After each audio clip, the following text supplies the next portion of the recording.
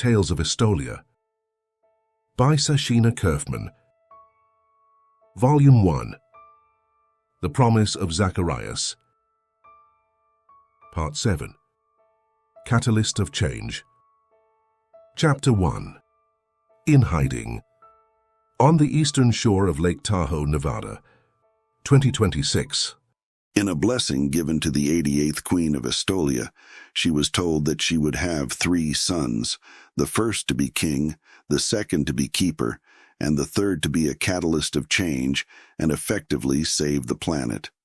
Sebastiani Zakarian was her third son, a brooding, somber man. He spent the majority of his time from the age of 16 to the age of 30 amassing wealth. He had a gift for finding ways to bring in profits and yet help many people in the process. The weakest link in all prophecies is the simple truth. Every person walking upon our planet has the gift of free will.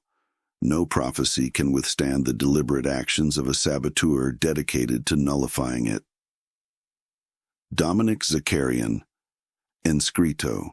Caris yanked a brush through her thick orange-red hair.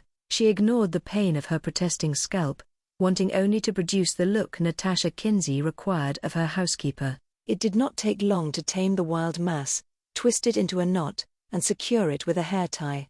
She slipped on her undergarments and closed her eyes, running her calloused fingertips over the expensive fabric. After a moment she pulled her hands away. She turned her back on her reflection and picked up the dull blue-gray overalls. The clock over the door to her tiny quarters always ticked loudly. She was once 4 minutes late. The blistering dressing down she received from her employer discouraged her from ever arriving even a minute late. The last item of apparel she tied around her waist was the heavy white apron with a variety of tools of her trade tucked into the pockets. It was 1 minute before 8. She left the tiny room and stopped only long enough to pull the vacuum out of the closet next to her room.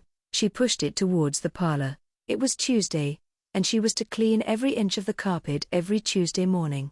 The large grandfather clock in the hallway just began to chime when she switched the machine on and began to vacuum. While she worked, she remembered the expression on Natasha Kinsey's face during the interview. Her nostrils kept flaring, as if she smelled something rotten.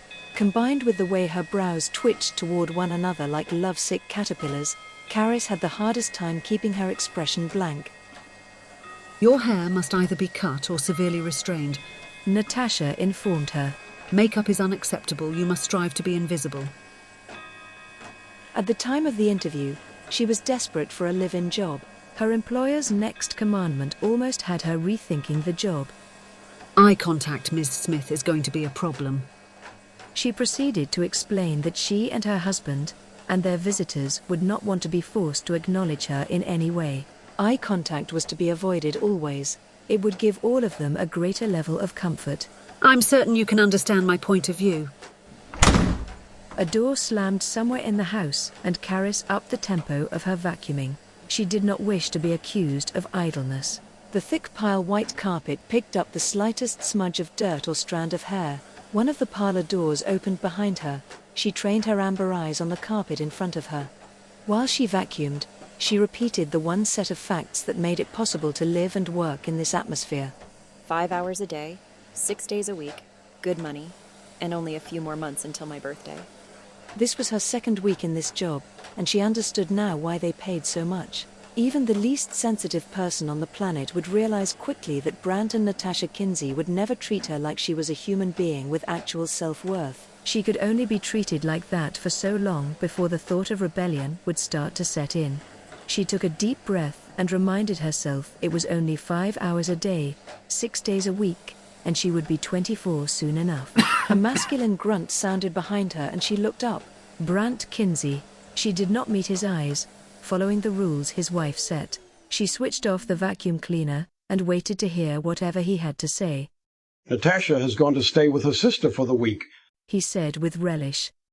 I thought this would give us an excellent chance to get to know one another. Rules notwithstanding, her eyes snapped up to meet his watery blue eyes framed by thinning hair, yellow jowly cheeks and a sloppy jawline. Stepping backward, she said clearly. I think not. His face grew hard and mean. His narrow mouth tightened and a white line showed around the edge of his thin lips. You don't have much of a choice. The edge to his voice held the tone of the natural bully. It's not like you'd get another job if we have to give you a negative referral. In the current financial climate, the threat was real and substantial. She wondered how many of her predecessors chose starvation over the slack, corpulent body of this man. How many chose to sleep with him and realized later that starvation was preferable? She had no doubt over which one she would choose. She let the handle of the vacuum go. If you try to touch me, I'll break your arm. Stepping behind the machine, she waited to see what he would do. After a moment of indecision, his jaw firmed while he took in her tiny frame and fine-boned features.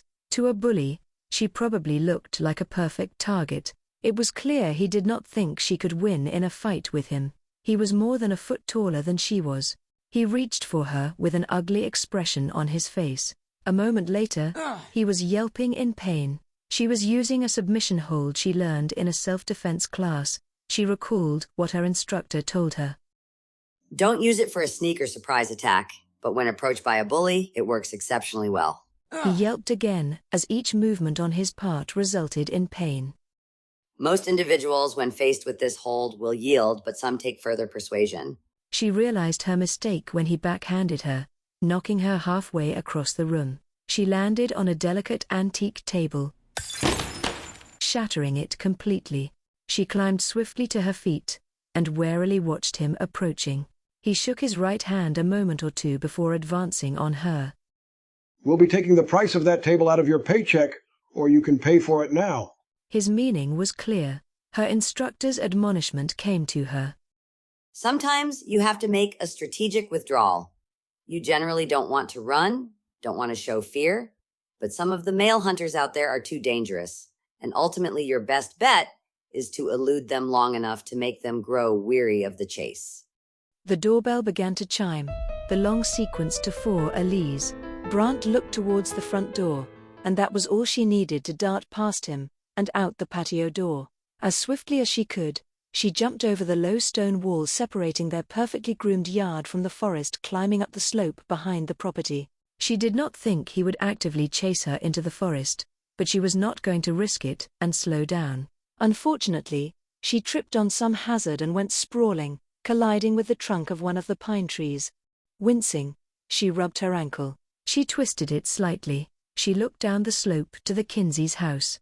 Brant was chatting with someone on his back patio, but he was scanning the forested slope at the same time he spoke with his visitor. He was not going to accept her escape, if he had the chance. When he turned his back on the slope, she crawled over the shoulder of the hill. She knew the area well. She could go quite some distance without him seeing her. Her ankle hurt, but was able to support her weight.